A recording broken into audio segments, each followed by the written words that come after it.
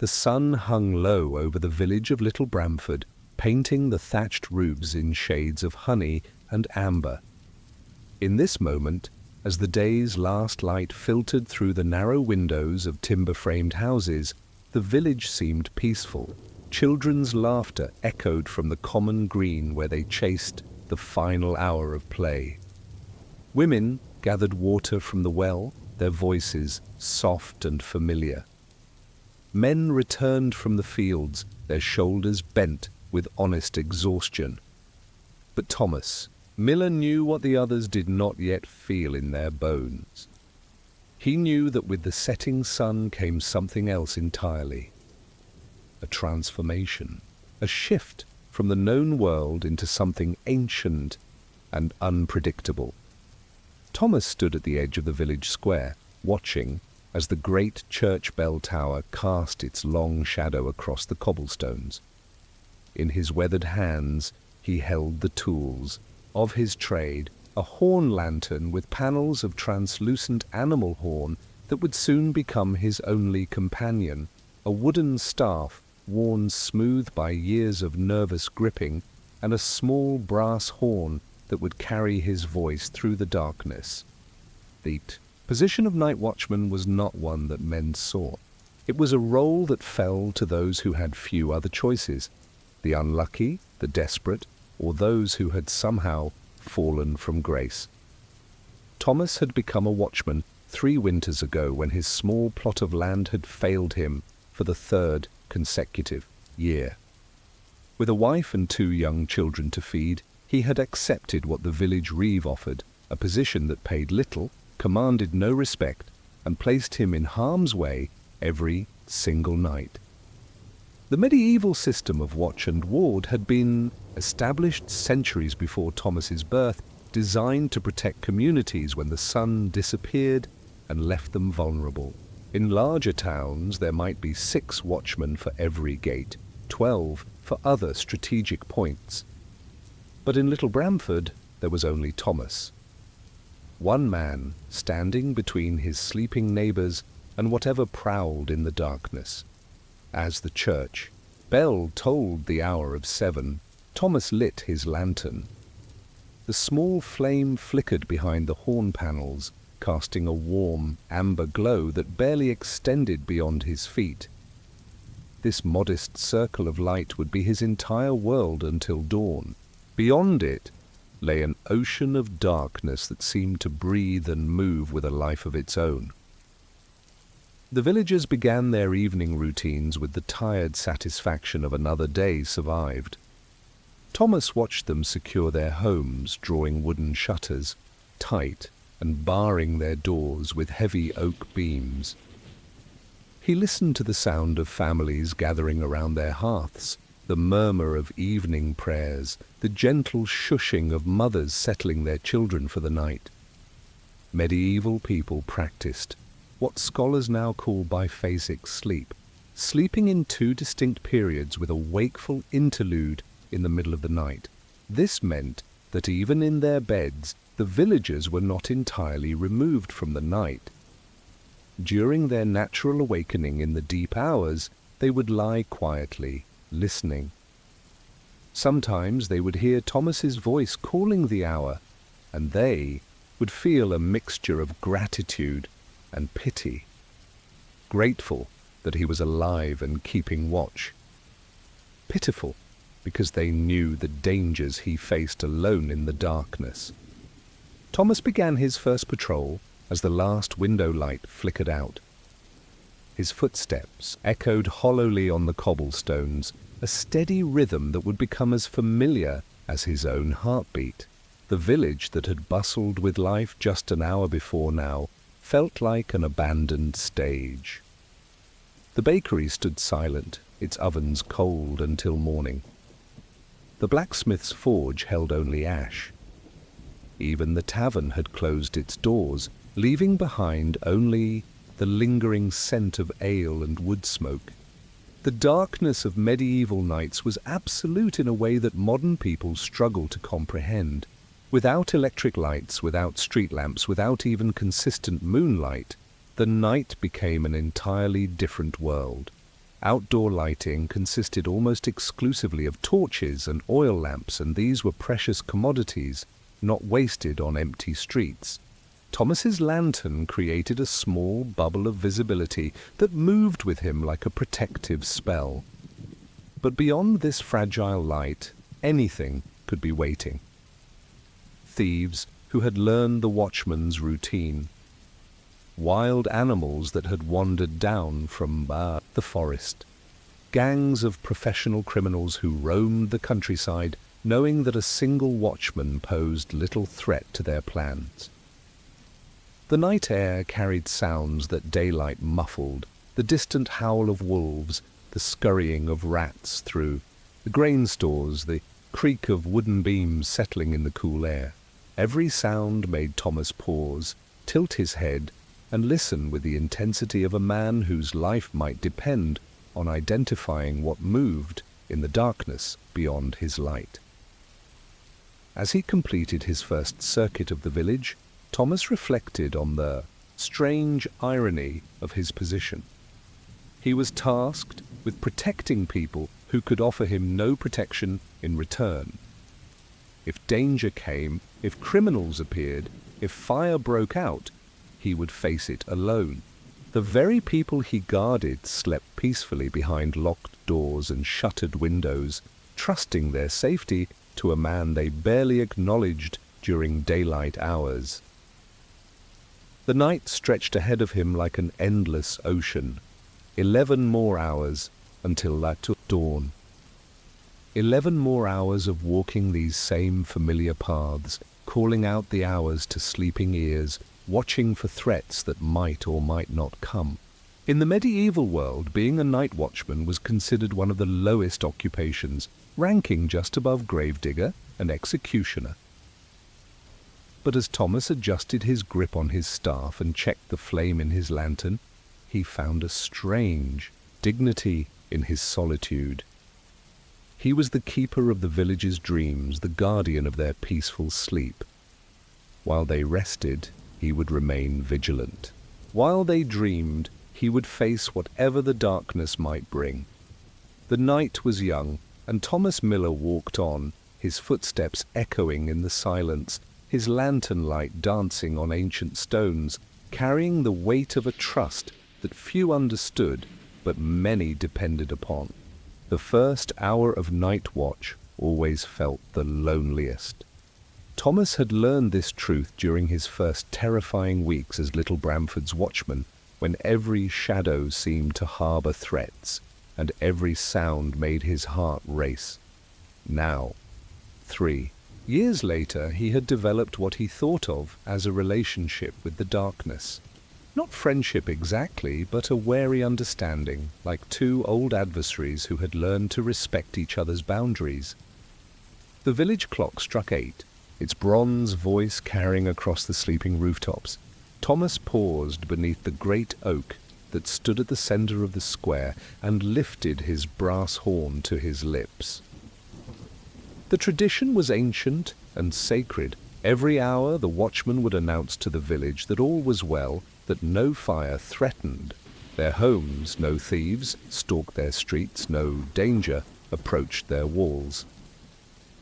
8 of the clock, Thomas called into the night, his voice carrying across the village. All is well, and all are safe. The words formed a melody that his grandfather had taught him, and his grandfather's grandfather before that. It was a song older than memory, passed down through generations of men who had stood guard while others slept. The horn lantern swayed gently as he resumed his patrol, its amber light painting strange, shifting patterns on the walls of cottages and shops. The light was precious not just for what it revealed, but for what it represented. In medieval times, maintaining light through the night was both practical and symbolic.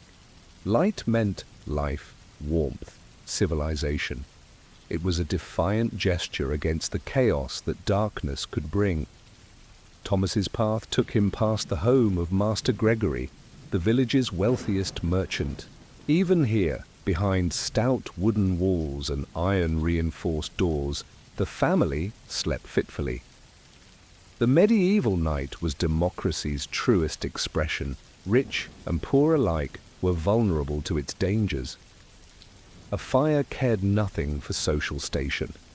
Thieves targeted the wealthy and desperate equally. Disease spread without regard for fine clothes or full bellies. As he walked the narrow lanes between houses, Thomas thought about the others who shared his nocturnal world. In the forest beyond the village, poachers moved silently through the undergrowth, risking death or mutilation to feed their families. On the roads between towns, bands of brigands waited for unwary travelers, knowing that honest folk avoided traveling at night whenever possible. In distant castles, other watchmen paced battlements, their eyes scanning horizons for the glint of enemy fires. The night was not empty. It was full of people who lived on its margins, who had chosen or been forced to embrace what others feared. Thomas had come to understand that he was part of this shadow society, this brotherhood of those who worked while the world slept. His route carried him past the village well, where the sound of his footsteps echoed strangely off the stone walls. Water held its own mysteries in darkness. During the day, the well was a place of community gathering, where neighbors met to share news and gossip. But at night, it became something else. A black mouth that seemed to swallow sound and light alike. Thomas had heard stories of wells that ran red without explanation, of voices that called from their depths, of things that climbed out when no one was watching. He shook his head, dismissing such thoughts. A night watchman who allowed his imagination to run wild would not survive long. The real dangers were terrestrial and human. Professional criminals who roamed the countryside were threat enough without adding supernatural fears to the mixture. The path led him to the village's edge, where cultivated fields gave way to wild meadows and then to the dark line of the forest. Here Thomas always paused. The forest was beautiful in daylight, a source of timber, game, and wild herbs. But at night it became something primordial, ancient, a place where the rules of civilization held no sway. Medieval people understood that traveling at night was extraordinarily dangerous. Without artificial lighting, even familiar paths became treacherous. A twisted ankle could mean death from exposure. A wrong turn could lead to hours of being lost in terrain that seemed familiar in daylight, but became alien in darkness. Standing at the village boundary, Thomas felt the weight of his responsibility settle more heavily on his shoulders. Behind him lay everything he was sworn to protect: sleeping families, vulnerable children, elderly grandparents, pregnant women. Before him lay the vast unknown of the night world. His job was to stand between these two realities and ensure that one did not intrude upon the other. The brass horn felt cold in his hand as he lifted it again. 9 of the clock. Another hour passed safely. Another hour closer to dawn, but dawn was still many hours away, and the deepest darkness had not yet fallen. The worst dangers came in the hours after midnight, when exhaustion clouded judgment and the human spirit reached its lowest ebb. As Thomas turned back toward the village center, he caught sight of something that made him pause. A light flickered in one of the cottage windows. Not the warm glow of a hearth fire, but the dancing yellow of a candle. Someone was awake during their natural sleep interval, perhaps tending to a sick child or lying wakeful with worry. This was part of the medieval sleep pattern that modern people had forgotten. Sleep came in 2 periods, separated by an hour or 2 of quiet wakefulness. During this interval, people would pray, tend fires, check on animals, or simply lie in contemplation. Sometimes they would listen for the watchman's call, taking comfort in the knowledge that someone stood guard over their dreams. Thomas felt a strange connection to whoever was awake in that cottage. Two souls sharing the darkness from different sides of wooden walls. Both were part of the night's rhythm. Both were touching something deeper than the daylight world allowed. The lantern light danced ahead of him as he resumed his patrol. His footsteps found their familiar rhythm on the cobblestones. The night air filled his lungs with its clean, cold bite.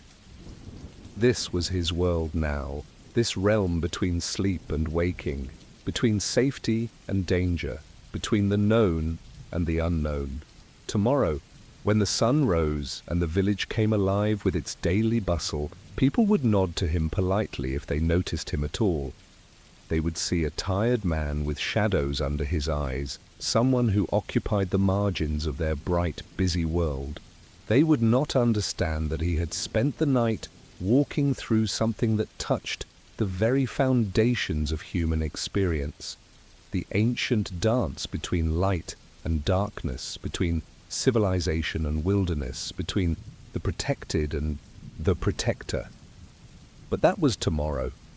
Tonight, there were still many hours to walk, many circuits to complete, many calls to make into the darkness. Thomas Miller, keeper of Little Bramford's dreams, walked on. 10 of the clock, and Thomas found himself in the village's craftsman quarter, where the narrow streets wound between workshops that stood silent as tombs.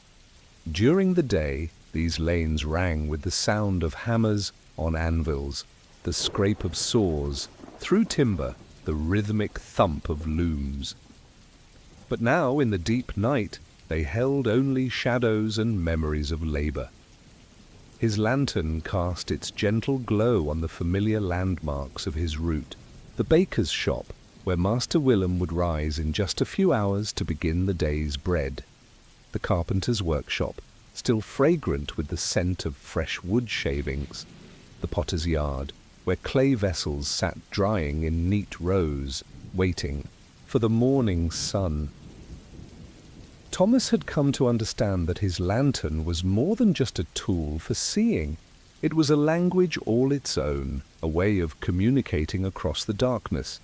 Medieval lanterns with their panels of translucent horn created a warm, amber glow that was both practical and beautiful.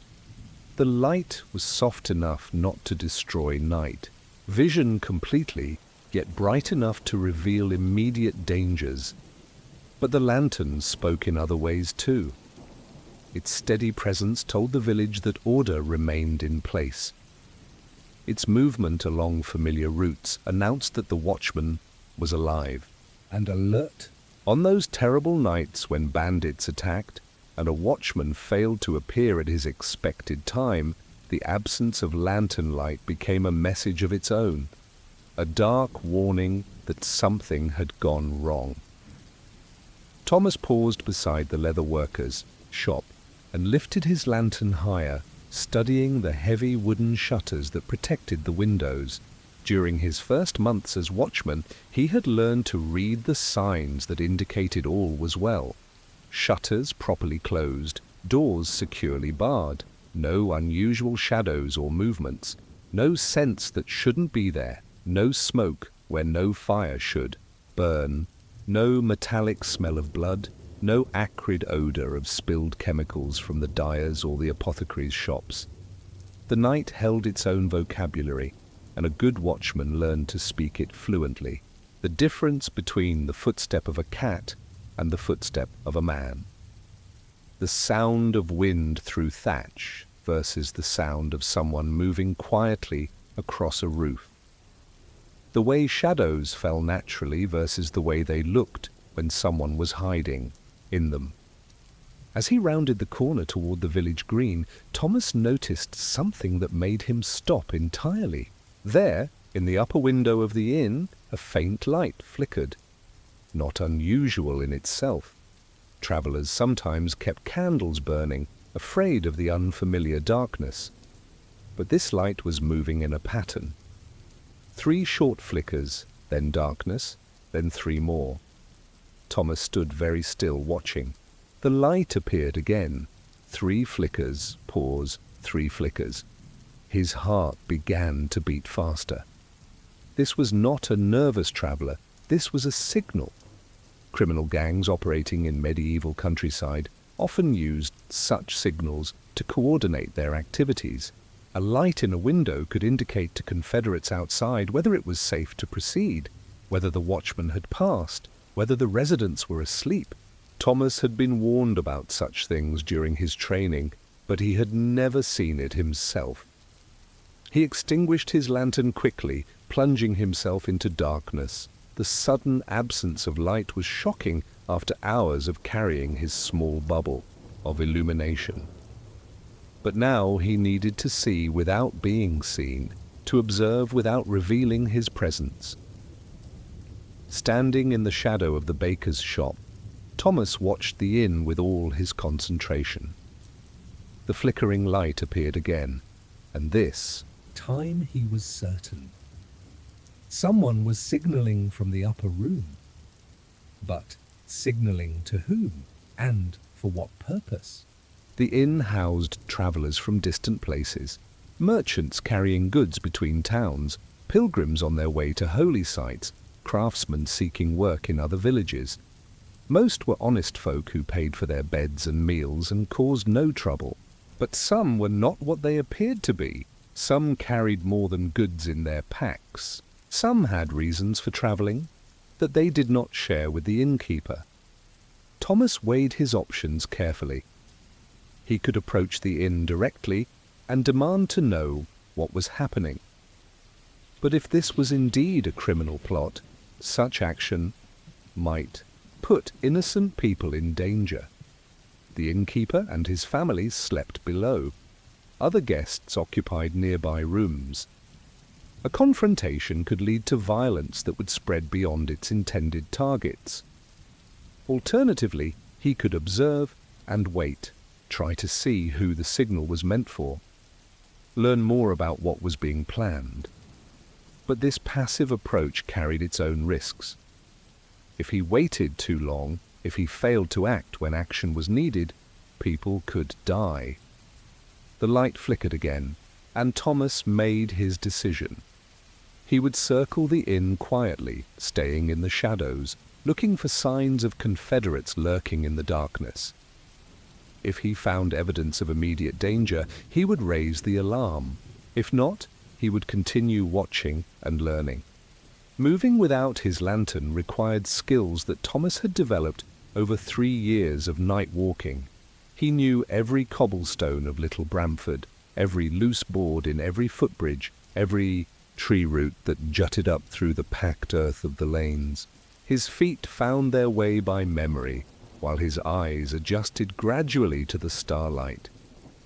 The inn stood on a corner where 2 streets met, giving it views in multiple directions. As Thomas crept closer, staying low and moving from shadow to shadow, he could hear the soft sounds of the building at rest, the creak of timbers, the whisper of wind through the thatch, the gentle snoring of sleepers in the upper rooms. But there was something else. A sound that didn't belong to a building at rest. A soft tapping, irregular but persistent, coming from somewhere near the inn's rear entrance.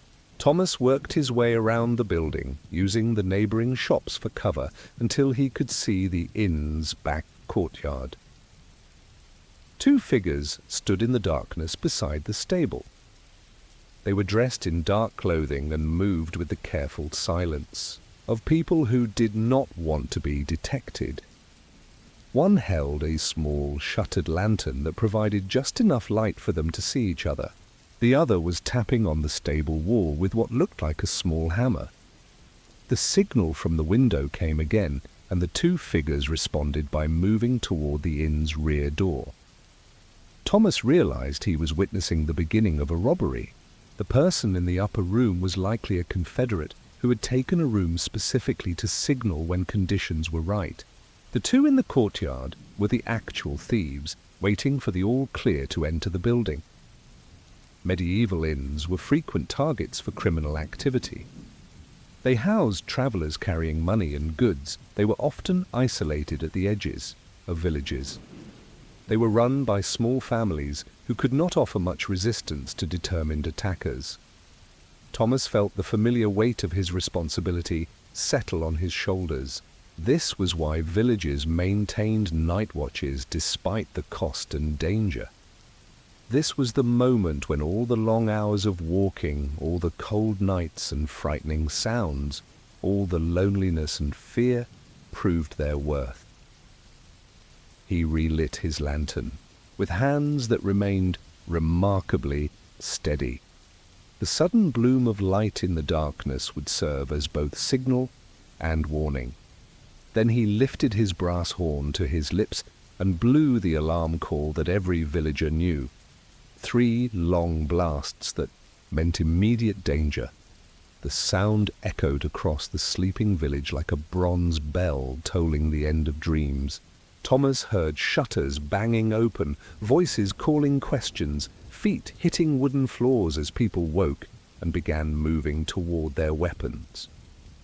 The 2 figures in the courtyard froze for a moment, then scattered like deer before a hunter. But they were too late. The language of lantern light had served its purpose. The message had been sent, received, and understood. The aftermath of the alarm call left little Bramford humming with nervous energy. Men had emerged from their houses carrying whatever weapons they could find, farming tools mostly, along with a few rusty swords and hunting bows. They had searched the village thoroughly, but the would-be thieves had vanished into the forest like smoke dispersing in wind. Now, as 11 of the clocks struck from the church tower, Thomas resumed his solitary patrol with a heightened awareness that felt both exhausting and exhilarating.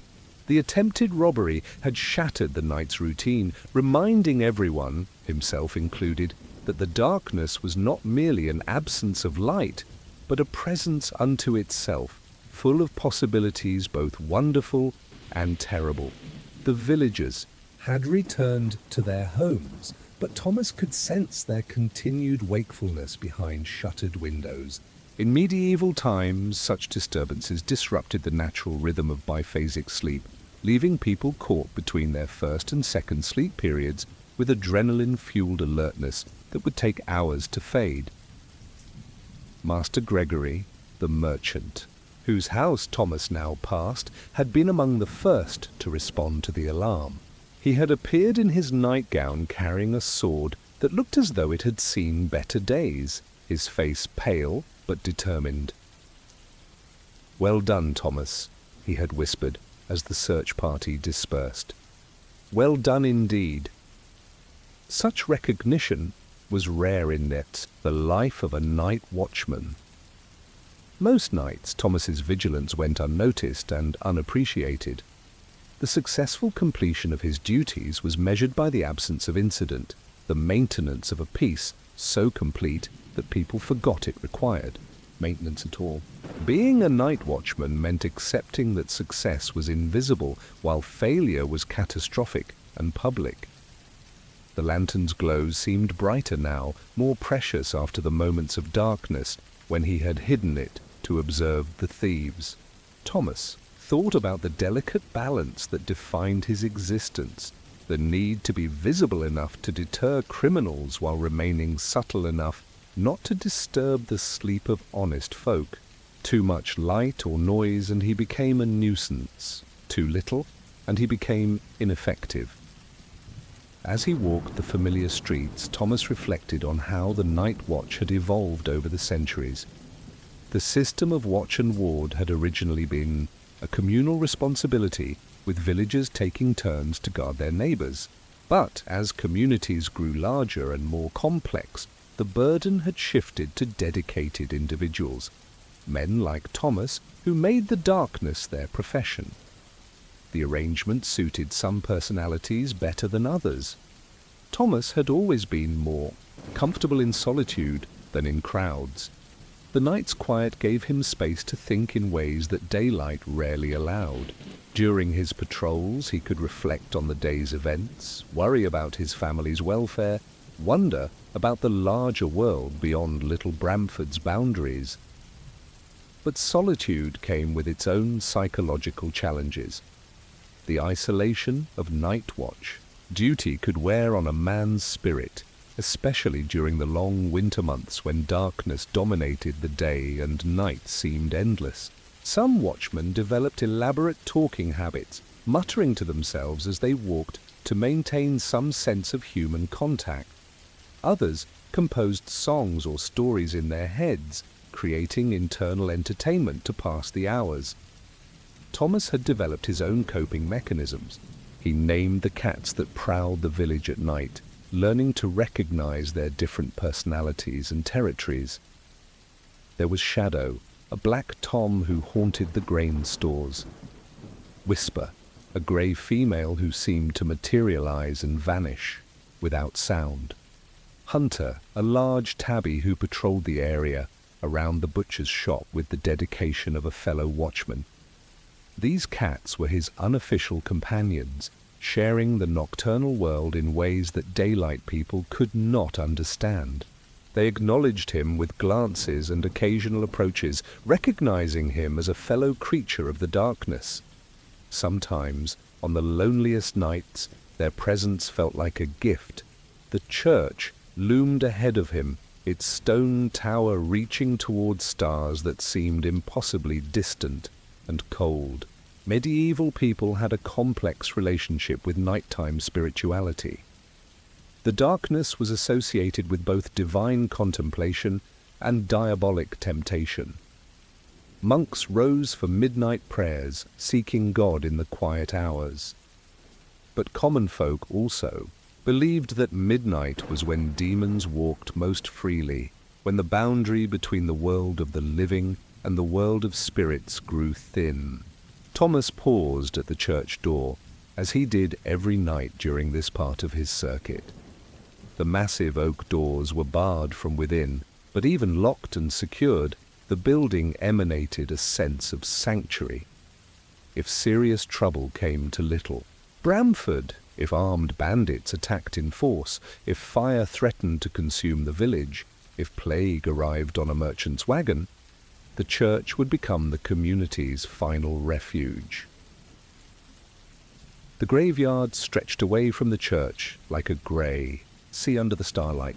During daylight, it was a place of mourning and memory where villagers came to tend family graves and remember their dead.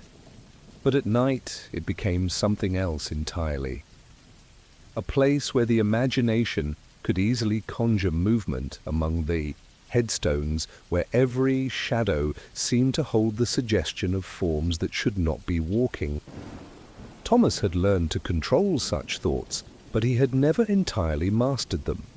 The human mind, faced with darkness and silence, inevitably began to populate the void with fears both rational and irrational.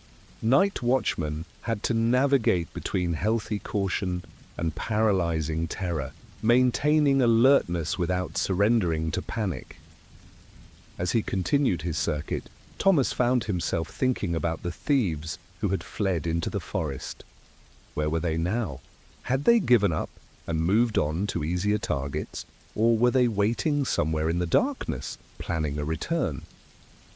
Criminal bands often included local information, people who knew the village routines, who understood when the watchman would. Beware who could identify the most vulnerable targets and the most profitable opportunities. The possibility of insider involvement made Thomas's task infinitely more complex. During daylight hours, he interacted with the same people he protected at night. The baker who sold him bread. The smith who sharpened his tools. The innkeeper whose establishment he had just saved from robbery. Any of them could be providing information to criminal confederates. Any friendly conversation could be reconnaissance disguised as neighborly interest. This paranoid thinking was one of the occupational hazards of night watch duty. The constant vigilance required to do the job effectively could spill over into daily life, making a watchman suspicious of everyone and trusting of no one. Thomas had seen other watchmen consumed by such suspicions, becoming bitter and isolated even during their off-duty hours. He tried to resist this tendency, but some nights it felt like a losing battle. When you spent hours contemplating all the ways that people could betray trust, hurt each other, take advantage of vulnerability, it became difficult to maintain faith in human goodness. The darkness had a way of amplifying doubt and fear, of making everything seem more sinister than it appeared in daylight. 12 of the clock approached, and with it the deepest part of the night. The hours between midnight and dawn were when exhaustion became most dangerous, when judgment grew clouded, when the simple act of staying awake required conscious effort. Medieval watchmen called this period the Devil's Hours, believing that evil forces grew stronger as human resistance weakened. But Thomas had learned to find strange comfort in these darkest hours. There was something honest about midnight, a stripping away of pretense and social convention that left only essential truths. In the deep night, alone with his lantern and his thoughts, Thomas felt more authentically himself than he ever did in the complex social interactions of daylight. The brass horn felt cold against his lips as he prepared to call the midnight hour. Behind him lay half a night's worth of vigilance. Ahead lay the slow climb toward dawn, when his long solitude would end and the ordinary world would return with all its noise and brightness and blessed normality. Midnight struck with a resonance that seemed to penetrate the very stones of Little Bramford. Thomas lifted his horn and sang the ancient words into the darkness. 12 of the clock, and all is well. The night is deep, but morning comes. Sleep sound, good people, sleep sound. The melody echoed off the cottage walls and faded into the forest beyond, carrying with it centuries of tradition. Every night watchmen learned this song, passed down through generations of men who had stood guard while others slept. It was more than an announcement of time. It was a promise, a comfort, a thread connecting the present moment to all the long nights that had come before. But tonight, as the last notes died away, Thomas felt the weight of that promise more heavily than usual. The attempted robbery had reminded him how fragile safety really was, how thin the line between order and chaos. His voice had just declared that all was well, but was it? The thieves had vanished into the darkness, but they had not vanished from existence. Somewhere beyond the village boundaries, they were planning, waiting, perhaps recruiting others to join their criminal enterprise. The midnight hour brought with it a particular quality of solitude that even Thomas, after 3 years of night watch, found challenging. Medieval people believed that midnight was when the boundary between worlds grew thinnest, when spirits walked more freely, when the rational protections of daylight dissolved into something older and more mysterious. Thomas tried to focus on practical concerns as he resumed his patrol. The lantern needed fresh oil soon.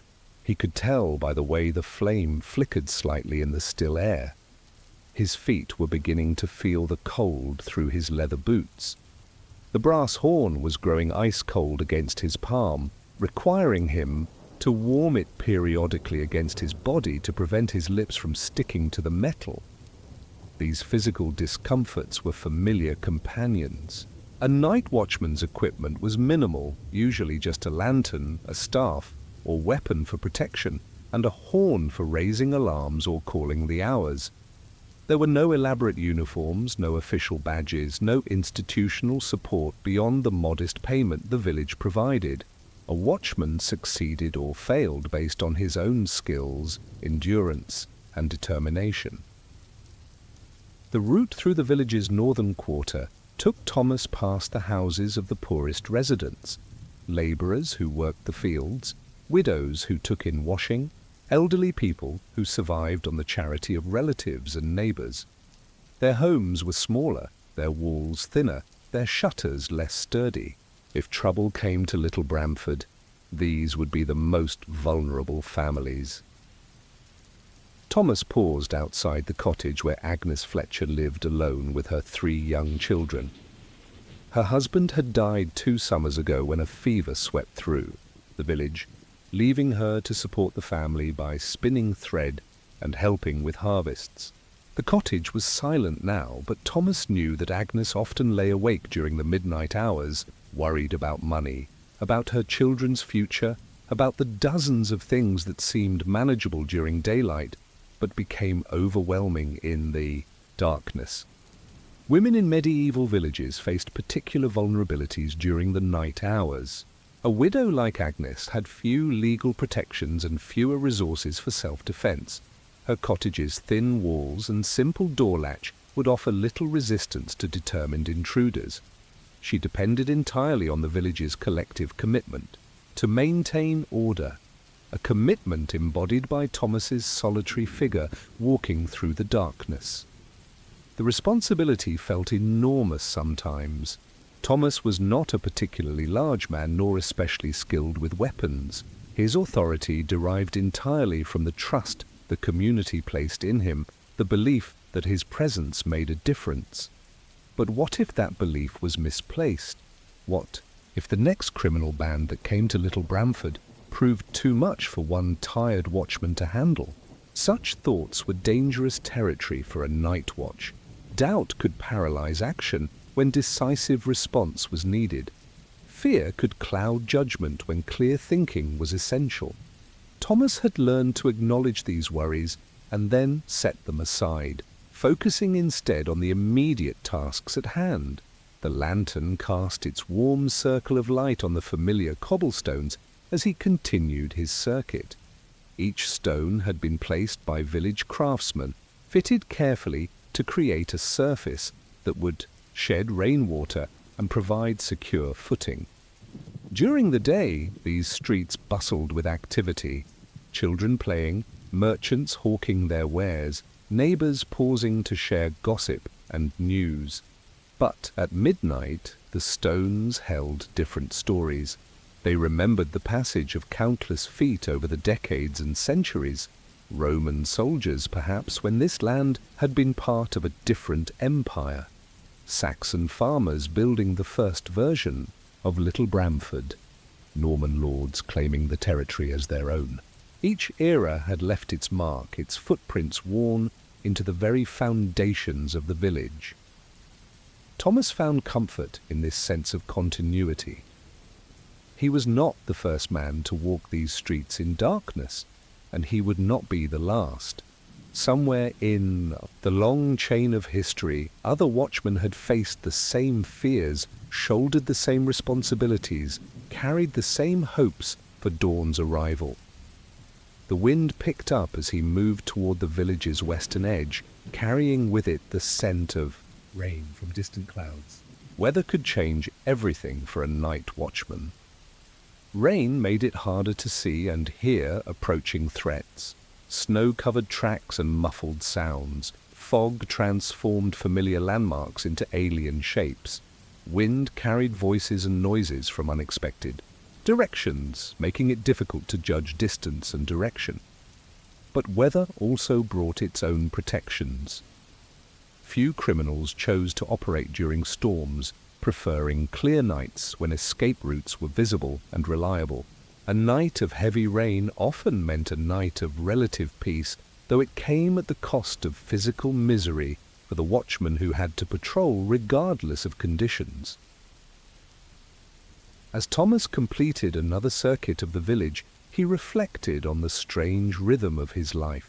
Days belonged to his family, to Mary, his wife, who managed their small household with remarkable efficiency, and to his children, young Peter and little Anne, who were growing so quickly that he sometimes felt he had missed entire seasons of their development while walking through the darkness.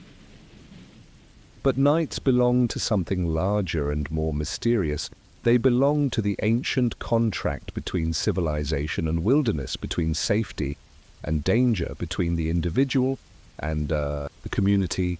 During his midnight hours, Thomas felt connected to something that transcended his personal concerns and daily worries. The village cats appeared and disappeared like shadows with eyes, accompanying him for short stretches before vanishing into hidden places that only they knew. An owl called from the forest, its voice carrying notes of wisdom and warning in equal measure. Somewhere in the distance, a dog barked once and fell silent, perhaps alerting its owners to some small disturbance that proved harmless. These were the sounds of a world at rest, but not asleep. A world where life continued in different forms and rhythms after the humans had retreated behind their walls and shutters. Thomas had become part of this nighttime ecosystem, accepted by the creatures who truly belong to the darkness. As one of the clock approached, bringing him to the halfway point of his vigil, Thomas allowed himself a moment of quiet satisfaction. Half the night had passed safely. The village remained secure, his neighbors slept peacefully, trusting in his vigilance. Whatever tomorrow might bring, tonight he had fulfilled his duty to stand guard over their dreams. Rest comes easier when you know someone watches over your sleep, keeping the darkness at bay with nothing more than a flickering lantern and an unwavering heart. One of the clock brought Thomas to the village's southern approach, where the old Roman road still showed traces of its ancient stonework beneath centuries of accumulated earth and weather. The road connected Little Bramford to the larger world beyond, to market towns and cathedral cities, to ports where ships arrived from distant lands, to the royal court where decisions were made that would eventually trickle down to affect even the smallest villages. But at this hour, the road was empty except for shadows that seemed to move with purpose. Thomas had learned to distinguish between the shadows cast by clouds passing over the moon and those created by things that should not be moving. Tonight, as he stood at the crossroads where the village path met the ancient thoroughfare, he noticed something that made his pulse quicken. Fresh wheel ruts marked the road's muddy surface, deep impressions left by a heavy cart that had passed this way recently. But when had it come through? Thomas had been patrolling since sunset, and he would have heard the creak of wheels, the plodding of oxen or horses. Carts travelling at night were unusual and often suspicious. Honest merchants preferred the safety of daylight travel, planning their journeys to reach villages or inns before darkness fell. Thomas knelt beside the tracks, holding his lantern close to study them.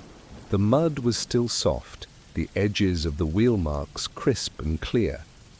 This cart had passed within the last few hours, moving toward Little Bramford from the direction of the forest road. But where was it now? He had seen no cart in the village, heard no sounds of arrival or departure. A chill that had nothing to do with the night air ran down Thomas's spine. He thought of the thieves who had fled earlier, disappearing into the darkness like smoke. Had they returned with reinforcements? Was this cart part of a larger plan, a more sophisticated attempt to breach the village's defenses? The moon emerged from behind a cloud, casting silver light across the landscape and revealing details that had been hidden in shadow. Thomas could see that the cart tracks led directly toward the village, but then seemed to veer off the main path, following a smaller trail that wound between the outlying farms and eventually disappeared into a grove of ancient oak trees. This grove was a place of local legend and superstition.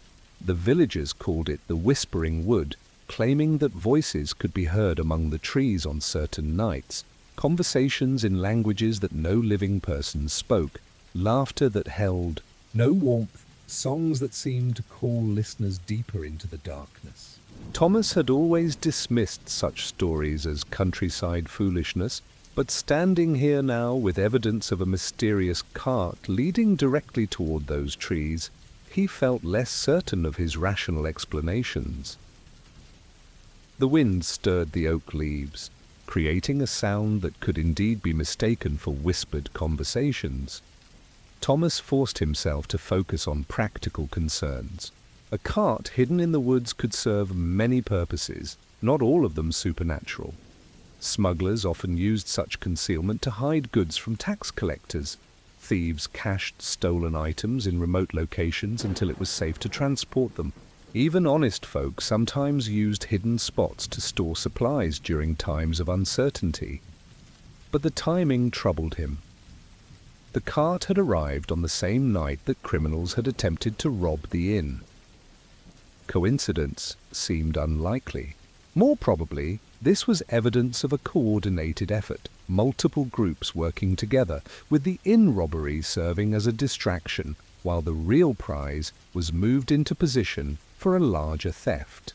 Thomas considered his options. He could investigate the grove alone, following the cart tracks to see what lay hidden among the trees. But if this was indeed a criminal cache, he might be walking into an ambush. Multiple thieves could be waiting in the darkness, armed and prepared for trouble. A single watchman with only a staff and a horn would not last long against determined opponents. Alternatively, he could return to the village and raise an alarm, gathering a group of men to investigate together. But this would take time, and by dawn the cart and whatever it carried might be gone. Evidence would vanish, and the village would remain vulnerable to future attacks. The decision was made for him when he heard the sound of voices carrying on the night wind, faint but unmistakable, coming from the direction of the Whispering Wood. Thomas extinguished his lantern immediately, plunging himself into darkness that now felt less like concealment and more like vulnerability. Moving carefully, testing each footstep before committing his weight, Thomas followed the cart tracks toward the grove. The voices grew clearer as he approached, though the words remained indistinct. At least 3 different speakers, possibly more. They were trying to keep quiet, but the effort of moving heavy objects made complete silence impossible. Thomas reached the edge of the oak grove and crouched behind a massive tree trunk, peering through the branches toward a clearing where shadowy figures moved around what appeared to be a large wagon. The cart was there, just as he had suspected, along with several men who were unloading wooden crates and burying them in holes they had dug among the tree roots. The operation was methodical and well planned. One man stood watch while others worked. They had brought shovels, ropes, and other equipment needed for their task. This was not a spontaneous theft, but a carefully orchestrated scheme that had been planned for weeks or months. Thomas strained to hear their conversation, catching fragments that made his blood run cold. They spoke of the village's defenses, mentioning specific houses and their occupants by name. They knew which families had money, which had valuable goods, which would offer resistance, and which would submit without fighting. Most chilling of all, they knew about Thomas himself, his roots, his timing, his habits. "The watchman will be at the church soon," one voice said. "Then he'll circle back through the craftsman's quarter. We'll have a clear path to the merchant's house."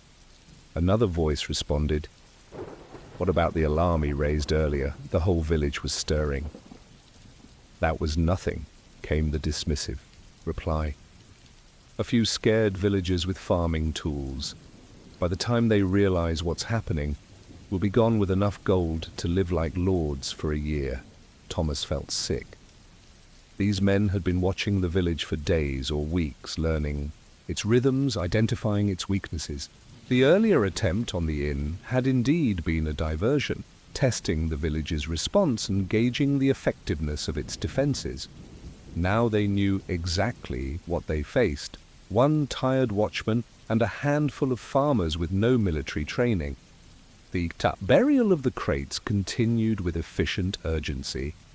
Thomas realized he was watching the creation of a supply cache, weapons, tools, perhaps even food and clothing that would allow a larger criminal band to operate in the area for an extended period.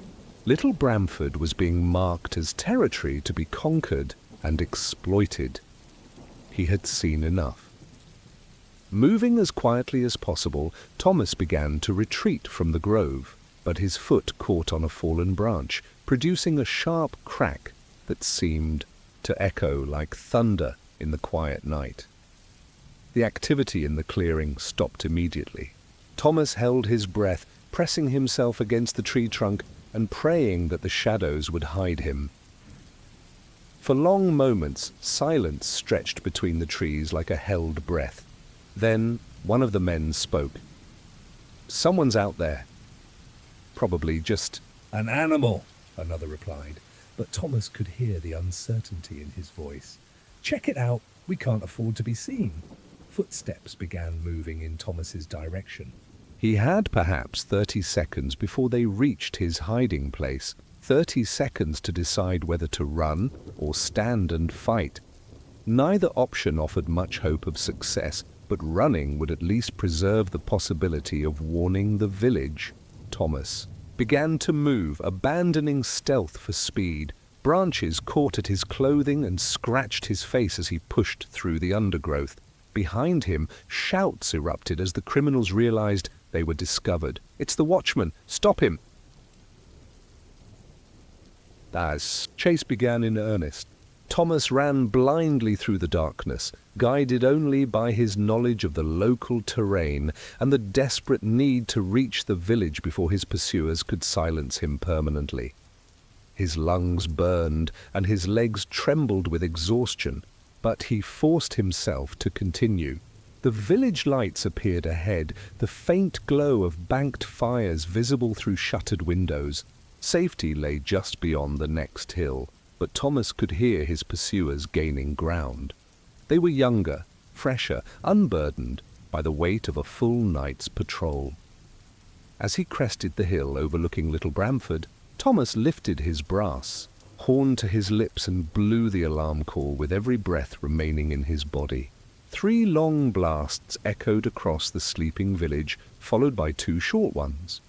The special signal that meant the watchman himself was in immediate danger. The response was immediate. Shutters banged open throughout the village. Voices called out questions and orders. Lanterns began to appear as men emerged from their houses, armed with whatever weapons they could find.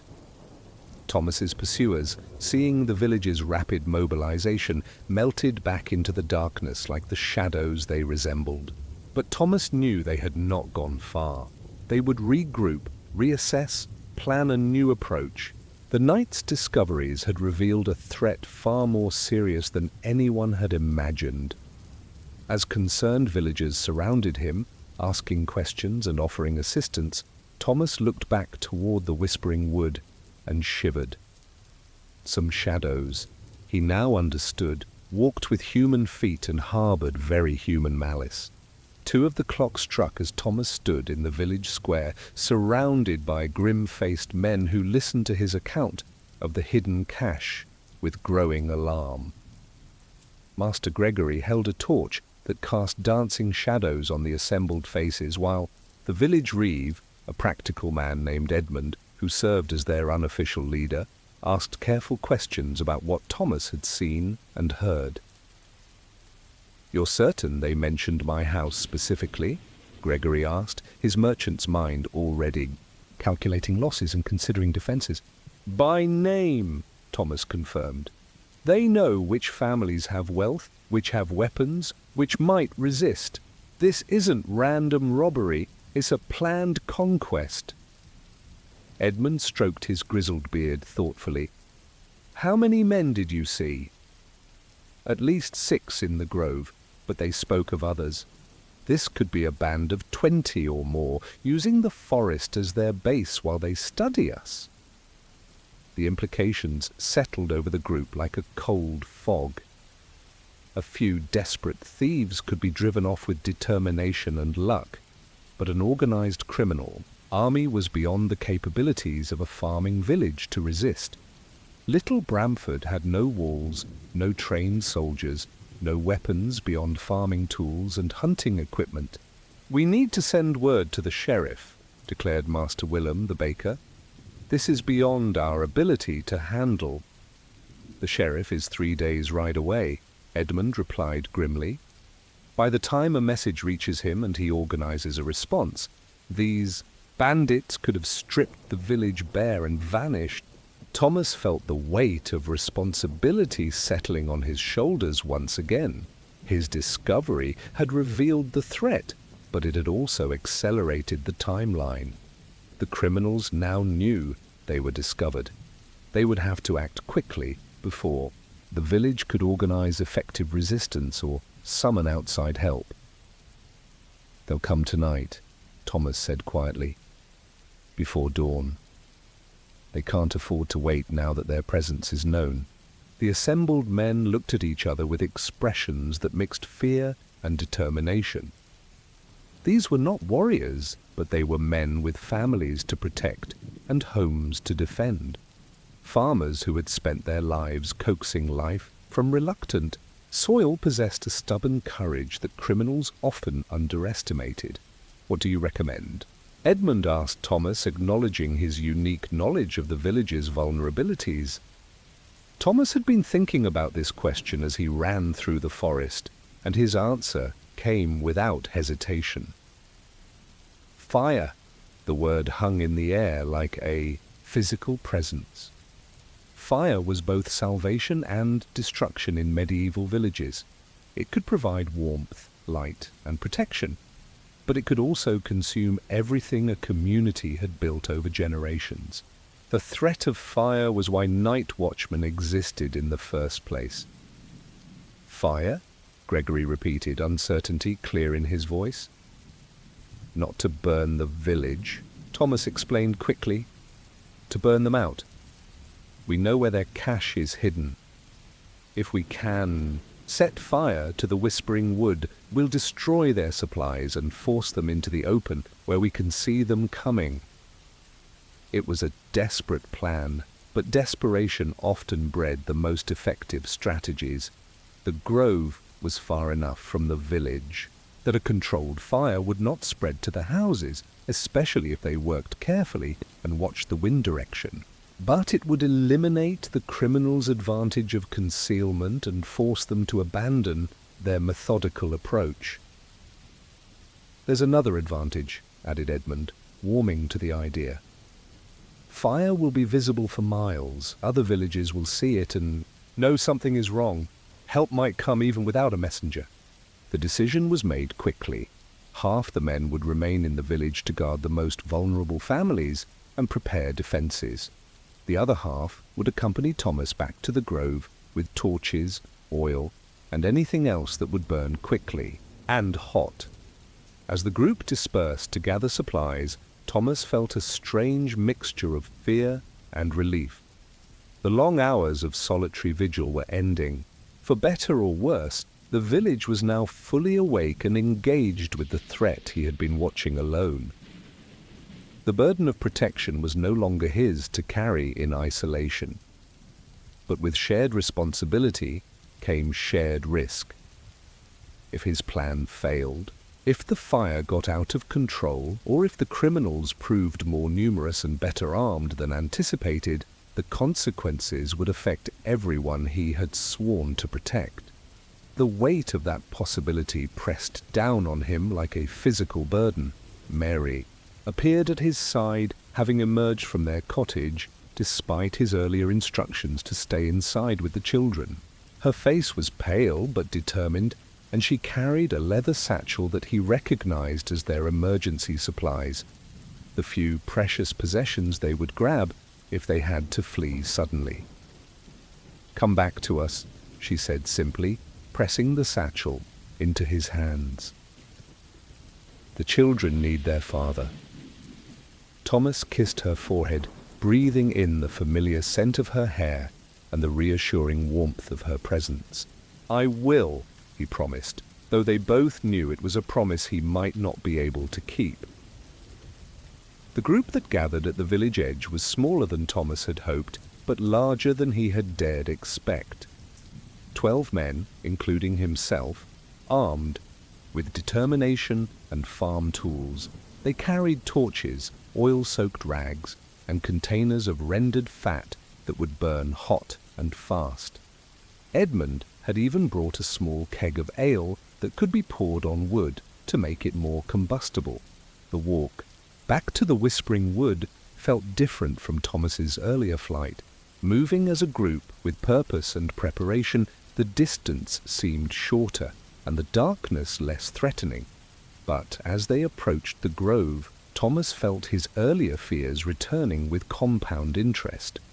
What if the criminals had anticipated this response? What if they were waiting in ambush, prepared to eliminate the village's entire male leadership in a single engagement? What if the cache contained more than supplies, weapons that could turn a desperate defense into a massacre? These fears proved partially justified. The grove was not empty. Thomas could see the glow of a concealed fire among the trees, and the soft murmur of voices indicated that several men remained on guard. But the criminal band had not anticipated a direct assault on their position. They had expected the village to cower behind locked doors until morning brought the possibility of escape. Edmund organized the attack with the methodical efficiency of a man who had spent decades managing complex farming operations. Half the group would circle around to block the criminals' retreat toward the forest. The other half would advance directly, using fire as both weapon and signal. "Remember," Edmund whispered as they prepared to move, "we're not trying to capture anyone. We just want them gone and their supplies destroyed. Don't take unnecessary risks." The assault began with Thomas and 2 other men throwing oil-soaked torches into the piles of dry leaves that surrounded the buried cache. The flames caught immediately, leaping from tree to tree with hungry enthusiasm. Within moments, the grove was illuminated by a growing inferno that turned night into blazing day. Shouts erupted from the criminal camp as men scrambled to escape the spreading fire. Some ran directly into the arms of the waiting villagers. Others fled deeper into the forest, abandoning their carefully planned operation in favor of immediate survival. The buried crates began to smoke and then burst into flame as the fire reached them. Whatever supplies they contained, weapons, food, tools, were consumed in minutes. The criminals' investment in months of planning and preparation vanished in an explosion of sparks and smoke.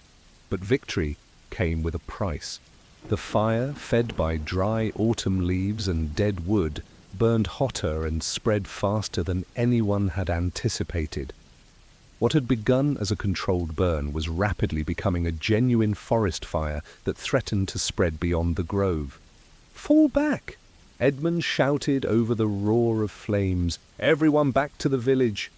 As they retreated, Thomas looked over his shoulder at the blazing grove.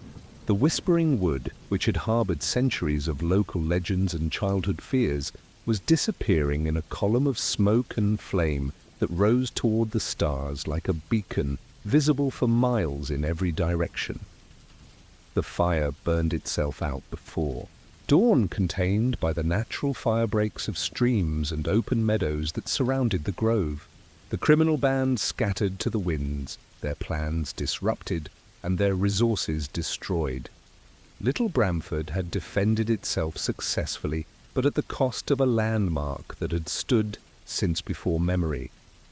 As 3 of the clock struck and Thomas resumed his patrol through a village that no longer slept, he reflected on the strange justice of fire. It consumed without discrimination, destroying both threat and treasure with equal appetite. But sometimes destruction was the only path to preservation. The night was half over, but it felt like a lifetime had passed since sunset. Thomas walked his familiar routes through streets that would never feel quite the same again, carrying his lantern through a darkness that held different shadows now, shadows of memory and consequence that would linger long after dawn. 4 of the clock brought an exhaustion that settled into Thomas's bones like winter cold. The adrenaline of the night's conflicts had faded, leaving behind a weariness that made each step feel like a deliberate act of will. His lantern seemed heavier in his hand, the brass horn cold against his palm. The familiar streets of Little Bramford stretched ahead of him like an endless maze that he was condemned to walk until the end of time. This was the hour when night watchmen were most vulnerable, when the accumulated fatigue of the dark hours combined with the knowledge that dawn was still painfully far away. The human body, designed for diurnal rhythms, rebelled against the unnatural demands of nocturnal vigilance. Eyes grew heavy despite the need to remain alert. Thoughts wandered despite the necessity of focus. Thomas paused beside the village well and allowed himself a moment of rest, leaning against the stone wall and listening to the small sounds that populated the darkness. An owl called from somewhere beyond the burned grove, its voice carrying a note of loss that seemed to mourn the destruction of ancient trees. A dog whimpered in its sleep, perhaps dreaming of the night's excitement. Somewhere in the distance, a church bell tolled the hour with bronze patience, marking time that seemed to move with geological slowness. The village around him bore the scars of the night's events. Shutters remained tightly closed, but Thomas could sense the wakefulness behind them. Families huddled together, parents comforting children who had been disturbed by the alarms and the glow of fire on the horizon. Conversations continued in whispered tones as people processed what had happened and wondered what might come next. Master Gregory's house showed particular signs of disturbance. Extra lanterns burned in the windows, and Thomas could see shadows moving as the merchant and his family packed their most valuable possessions in case flight became necessary. The criminals might be scattered, but the threat they represented was not entirely eliminated. Other bands could follow the same roads, drawn by the same opportunities that had attracted the first group. The success of the night's defense had come at a cost that extended beyond the loss of the Whispering Wood. The village had been forced to confront its own vulnerability, to acknowledge that the peaceful facade of daily life concealed dangers that could emerge without warning. The comfortable illusion of safety had been shattered, replaced by a more realistic but less comforting awareness of how thin the barriers were between order and chaos. Thomas resumed his patrol, forcing his tired legs to carry him through the familiar circuit. The craftsman's quarter lay silent and empty, its workshops dark and still. But Thomas found himself looking at these familiar buildings with new eyes, seeing them not just as places of honest labor, but as potential targets for future criminals. The smith's forge contained valuable tools and metal. The carpenter's workshop held timber and equipment. Even the potter's yard contained goods that could be stolen and sold in distant markets. This paranoid perspective was another burden that night watchmen carried, the necessity of seeing their own community through the eyes of potential predators. To protect effectively, Thomas had to think like a criminal, identifying vulnerabilities and weaknesses that honest people preferred to ignore. Every friendly neighbor became a potential source of information for enemies. Every routine became a pattern that could be exploited. The moon had completed most of its journey across the sky, but its light remained strong enough to cast clear shadows on the cobblestones. Thomas found himself grateful for this illumination, meager though it was compared to the blazing fire that had lit up the grove hours earlier. Darkness was not merely the absence of light, it was a positive force that could hide threats, confuse directions, and amplify fears until they became paralyzing. Medieval people understood darkness in ways that their modern descendants had forgotten. Without artificial lighting, without the constant electrical glow that bathed later civilizations, They lived intimately with the rhythms of natural light and shadow. They knew that darkness had moods and textures, that it could be thick or thin, hostile or welcoming, depending on weather, season, and the observer's state of mind. Tonight's darkness felt different from the gentle shadows that usually embraced Little Bramford. It held an edge of wariness, as if the night itself had been changed by the violence and fire. The familiar became strange, the comfortable became uncertain. Even the cats that usually accompanied Thomas on his rounds seemed more skittish than usual, appearing briefly before vanishing into hiding places that suggested a primal understanding of danger. As he walked the northern quarter, where the poorest families lived, Thomas thought about the children sleeping behind those thin walls. Young Peter and little Anne were safe in their own beds, but dozens of other children lay vulnerable to threats they could not understand or defend against. Medieval childhood was precarious under the best circumstances. Disease, accident, and violence could claim young lives with casual frequency. Adding the deliberate malice of criminal bands to these natural dangers created a burden of worry that could crush a parent's spirit. The cottage where Agnes Fletcher lived with her 3 children looked particularly fragile in the moonlight. The widow's small home possessed no defences beyond a simple door latch and the hope that trouble would pass by without noticing her. Family's poverty. Thomas made a mental note to speak with Edmund about organising some form of additional protection for the village's most vulnerable residents. 5 of the clock approached with the measured inevitability of tide or season. Thomas lifted his horn and called the hour across the sleeping village, his voice carrying the ancient promise of safety and vigilance. But tonight the words felt heavier on his tongue, weighted with the knowledge of how easily that promise could be broken. The night was entering its final phase, the long, slow climb toward dawn that would test every remaining ounce of endurance and determination. The criminal threat had been met and overcome, but the deeper challenge remained, the simple human task of staying awake and alert while the body and mind cried out for rest. Thomas had learned tricks over the years to manage this exhaustion. He would count his steps, compose mental letters to distant relatives, recite prayers and songs from childhood. Sometimes he would challenge himself to remember every detail of a particular day from his youth, reconstructing conversations and sensations with the vividness of someone whose mind was fighting to remain engaged with reality. But beneath all, these techniques lay a more fundamental truth. The night watchman's vigil was ultimately an act of faith. Faith that dawn would come. Faith that the village would survive until morning. Faith that the darkness, no matter how threatening or persistent, was temporary and would eventually yield to light.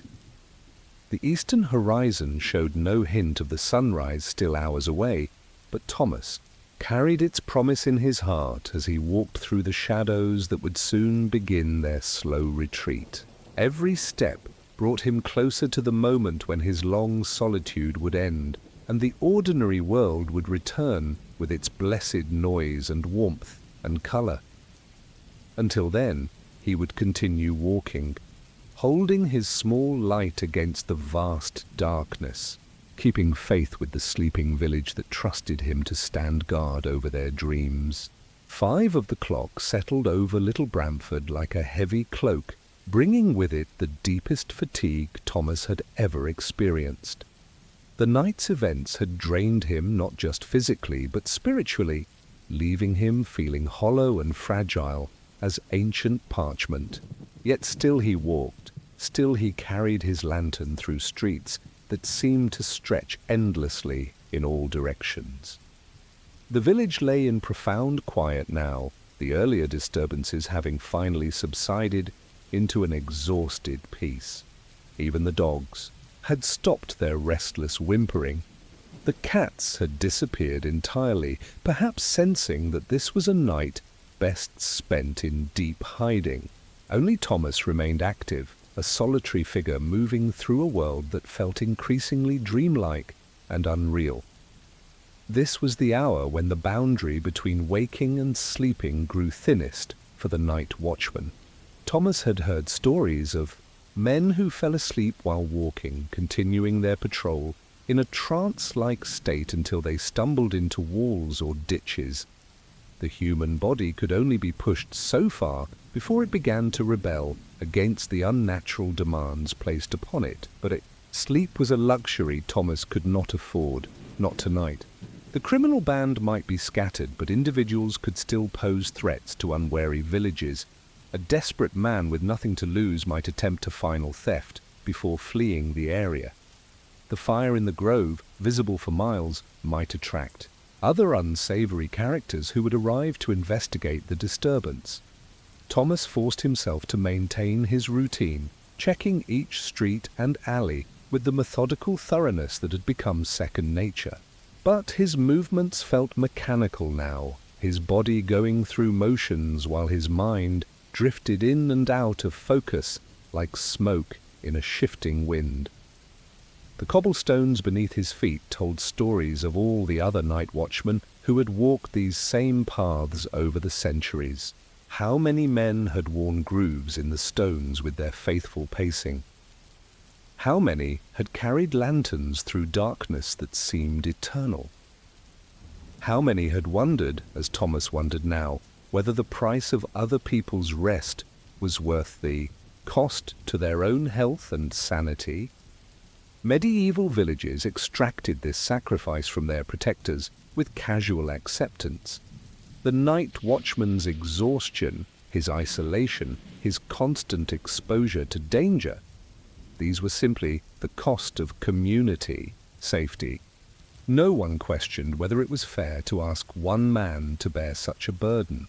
No one considered the psychological toll of spending years walking alone through darkness while everyone else slept peacefully.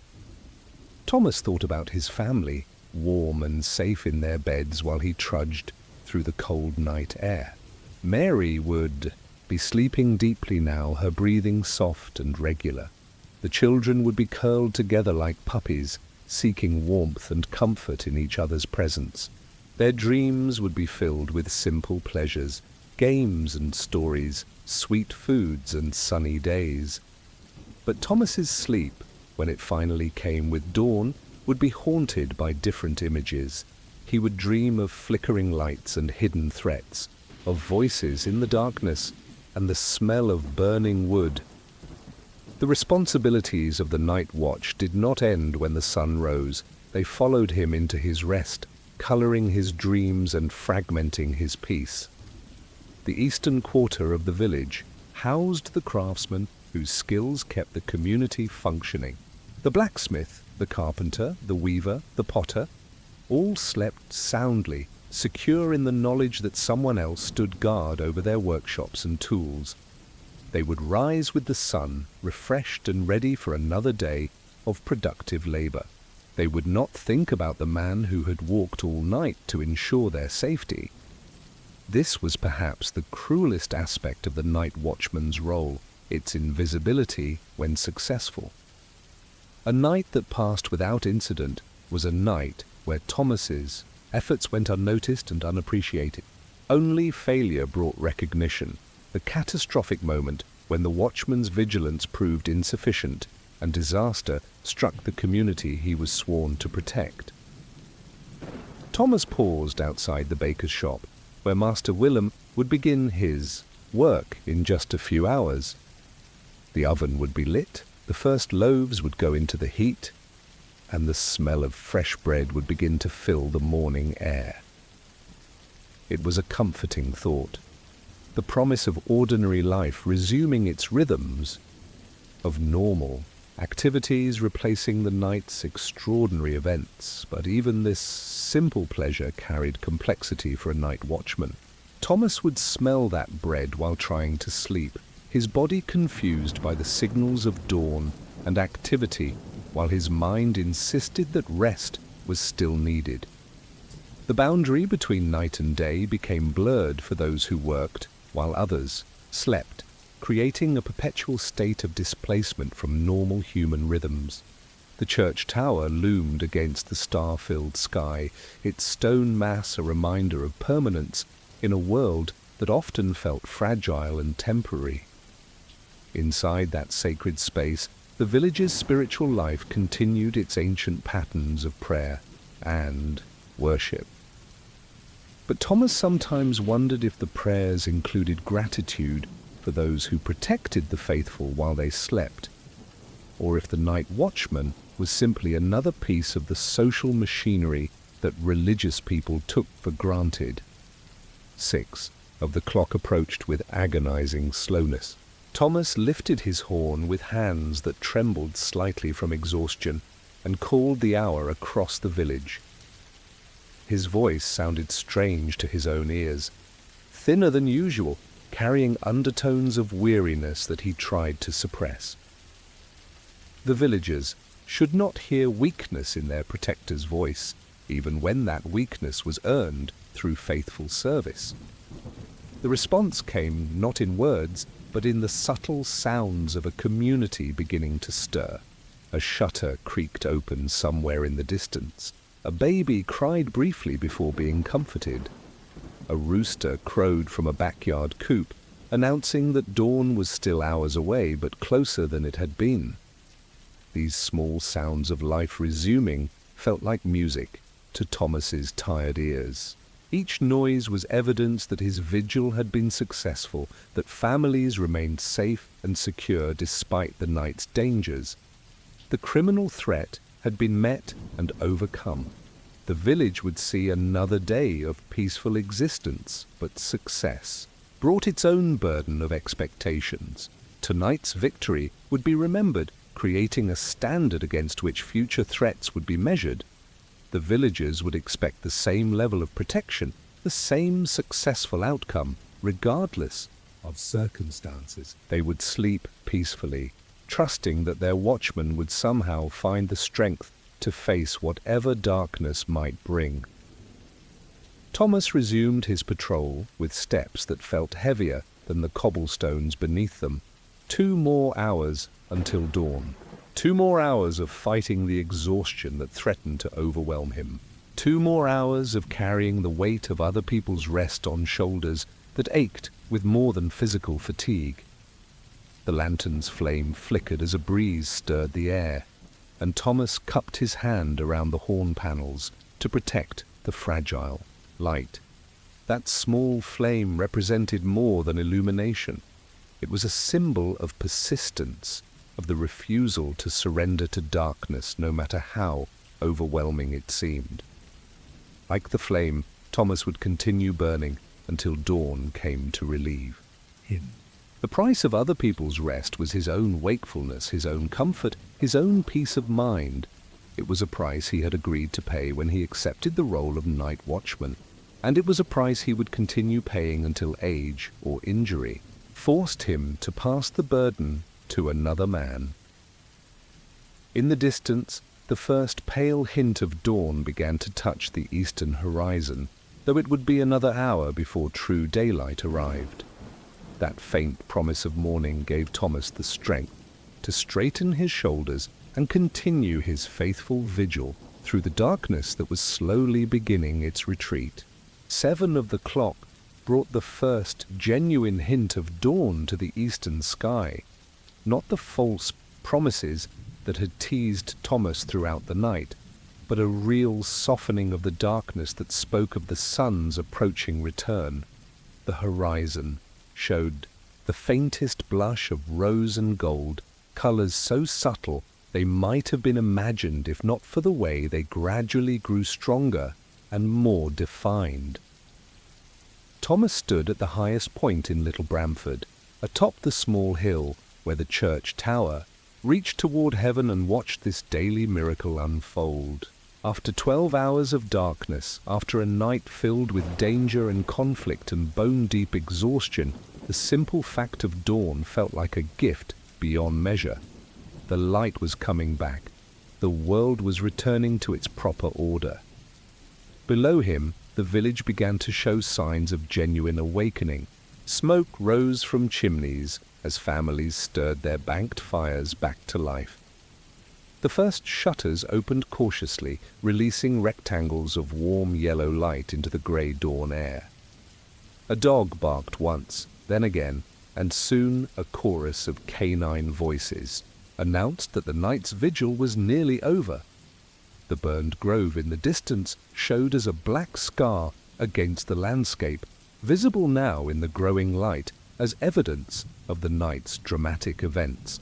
But even that destruction looked different in daylight, less ominous, more manageable. What had seemed like a catastrophic fire in the darkness now appeared as a controlled burn that had served its purpose and then contained itself within natural boundaries. Thomas felt the change in his own body as dawn approached. The crushing exhaustion remained, but it was joined now by a sense of completion, of duty fulfilled and responsibility discharged. He had kept faith with the village through. Another night. He had stood guard while others slept. He had faced dangers and made decisions and carried the weight of community safety through the dark hours. The brass horn felt different in his hands as he prepared to call the 7 o'clock hour. This would not be a call into darkness, but an announcement of dawn's approach, a declaration that the night's vigil was nearly complete. His voice, though hoarse with fatigue, carried a note of triumph as it echoed across the waking village. 7 of the clock, Thomas called, his words carrying further in the still morning air. The night is ending and the day begins. All is well, good people. All is well. The response was immediate and heartening. Doors opened throughout the village as people emerged to begin their daily routines. Master Willem appeared at his bakery, already dressed and ready to begin the day's bread. The smith's forge showed the first glow of rekindled fire. Children's voices could be heard as families gathered around breakfast tables to share the simple meal that marked the transition from night to day. But perhaps the most beautiful sight was his own cottage, where smoke rose from the chimney and a warm light glowed in the window. Mary would be awake now, preparing breakfast and readying the children for another day. Soon, very soon, Thomas would walk through that familiar door and lay down his lantern and staff, trading the weight of vigilance for the comfort of home and family. The eastern sky continued to brighten, revealing details that had been hidden by darkness. The fields beyond the village showed green with winter wheat. The forest, despite the burned grove, remained vast and mysterious, holding secrets that daylight made less threatening. The road that had brought danger in the night now appeared as simply a path connecting Little Bramford to the larger world of commerce and communication. Thomas began his final circuit of the village, his steps lighter despite his exhaustion. This last patrol felt different from all the others, less urgent, more ceremonial. He was no longer hunting for threats in the darkness, but rather saying farewell to the night and greeting the approaching day. The villagers he encountered offered nods and smiles of recognition. Word of the night's events had spread quickly through the community, and Thomas found himself regarded with a respect that had been absent during his previous 3 years as watchman.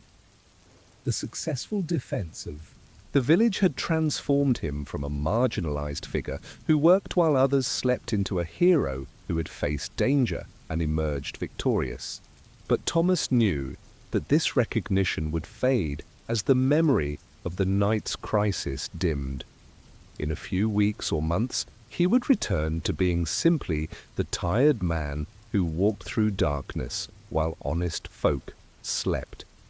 The nature of his work meant that success bred its own invisibility. The better he did his job, the less people noticed or appreciated his efforts. That was acceptable to Thomas. He had never sought recognition or praise for his vigilance. The knowledge that families slept safely, that children woke refreshed and secure, that the community could continue its peaceful existence, these were rewards enough for the sacrifices he made. 8 of the clock arrived with full dawn breaking across the landscape like a gentle flood of gold and silver light. The sun itself remained hidden behind distant hills, but its presence transformed the world from the monochrome realm of night into something rich with color and detail. The village revealed itself in all its humble beauty. Timber and thatch, stone and iron, the honest architecture of people who worked with their hands and built to last. Thomas called the final hour of his watch with a voice that carried both exhaustion and profound relief. 8 of the clock, and the night is done. The day has come, bringing light and warmth and the promise of peaceful labor. Sleep well now, those who kept vigil. Rest well, for you have earned it.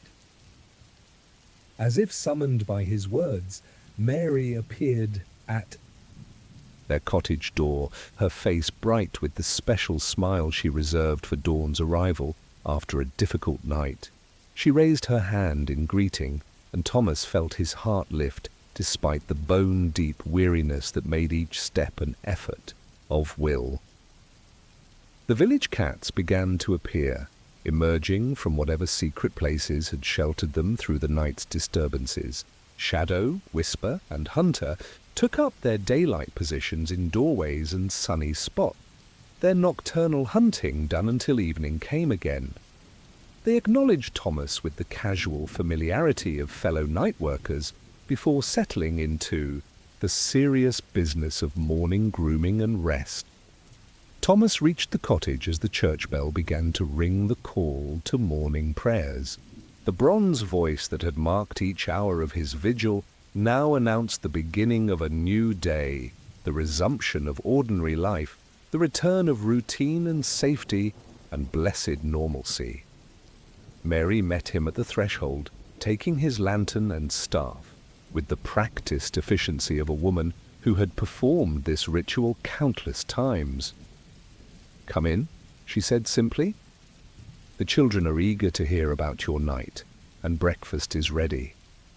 Inside, young Peter and little Anne waited at the kitchen table, their faces bright with curiosity and relief.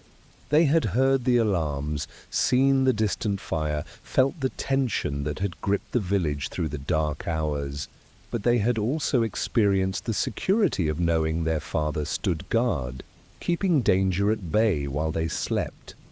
"You catch the bad men, Papa?" Anne asked, her small voice serious with concern. "We sent them away," Thomas replied, settling heavily into his chair. "They won't trouble little Bramford again." It was a simple answer to a complex night, but it contained the essential truth. The village was safe.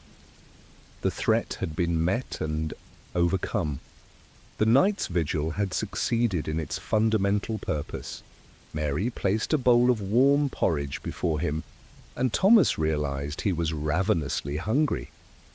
The night's events had driven all thought of food from his mind, but now his body demanded nourishment to replenish what the long hours had taken from him. As he ate, Thomas listened to the sounds of the village coming fully awake, voices calling greetings, cartwheels creaking as merchants prepared for market day, the rhythmic strikes of the smith's hammer as important work resumed. These were the sounds of a community that could pursue its daily life without fear, secure, in the knowledge that protection was available when needed. The children chattered about their dreams and plans for the day, their young minds already moving past the night's drama to more immediate concerns. This was as it should be, Thomas reflected. Children should not have to carry the weight of adult worries. They should be free to dream and play and learn, protected by those strong enough to bear the burden of vigilance. Soon, very soon, Thomas would seek his own rest. He would climb the narrow stairs to the small room where a comfortable bed waited, and he would surrender to the sleep that his body craved. But it would not be the deep, untroubled sleep of those he had protected. His dreams would carry echoes of the night just past. Shadows and alarms, fire and pursuit, the constant tension of responsibility and danger. This was the price of the night watchman's calling, the cost of standing between civilization and chaos. Others could sleep deeply because someone else carried their fears and faced their dangers. It was an unequal exchange, but it was one that Thomas had accepted willingly when he took up his lantern and staff. The sun finally crested the distant hills, sending fingers of genuine sunlight through the cottage windows. The golden light fell across the breakfast table like a blessing, warming faces and hearts that had endured the long darkness. Thomas felt the last of his night's tension drain away, as the reality of dawn settled around him like a comfortable cloak. Outside, Little Bramford continued its daily awakening. The crisis had passed, the danger had been met and overcome. The village would survive to see another sunset, another night, another dawn. And when darkness came again, Thomas would take up his lantern and resume his vigil, standing guard over the dreams of those who trusted him to keep the shadows at bay. For now, though, it was enough to sit in the warm kitchen with his family, listening to their voices and feeling the blessed weight of his exhaustion. The night was done, the watch was ended. Morning had brought its gentle mercy to a man who had earned his rest through faithful service to those he loved. Rest comes sweetest to those who have stood watch through the darkness, and dawn tastes like honey to eyes that have seen the sun. Return after the longest night. Sleep well, faithful guardians. Your vigil is complete, and the world is safe for another day.